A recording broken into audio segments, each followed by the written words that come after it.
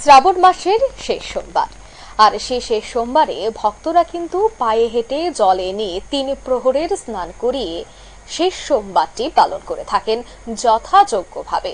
এবং গতকাল রাত প্রায় রাজধানী আগরতলা সহ বিভিন্ন জায়গায় যেখানে নদী রয়েছে, বিশেষ করে খয়েরপুর এলাকায় দেখা গেছে হাজার হাজার মানুষের সমাগম।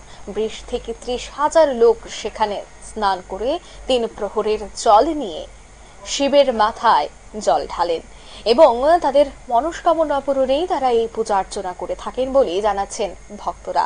গতকাল রাতের সেই ছবি আমরা তুলে ধরছি, যেখানে রাত জেগে শিব পূজার যে প্রস্তুতি তা কিন্তু গতকাল রাতভর দেখা গেছে। এবং এখনো পর্যন্ত, যেহেতু আজ সোমবার, এখনো পর্যন্ত কিন্তু প্রত্যেকটি শিব মন্দিরে প্রচুর ভক্ত সমাগম দেখা যায়। শ্রাবণ মাসে যেহেতু শিবের জন্ম মাস, তাই সেক্ষেত্রে গতকাল রাত থেকেই কিন্তু আনন্দ উল্লাসে মেতে ভগবান শিবের উদ্দেশ্যে জল আনতে রওনা হয় শিব ভক্তরা। কি বলছেন তারা, শোনাবো। মানে প্রতি সোমবারই কইরাইছি, আজ কইল শ্রাবণের লাস্ট সোমবার।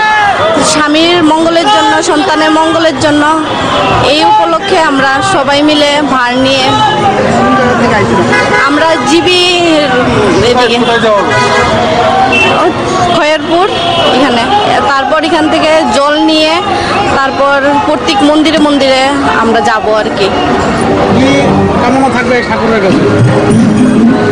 অনেক কিছুই তো আছে, ঠাকুর যা মঙ্গল করবে, দেশের মঙ্গল হোক, সবার মঙ্গল হোক, এটাই চাই।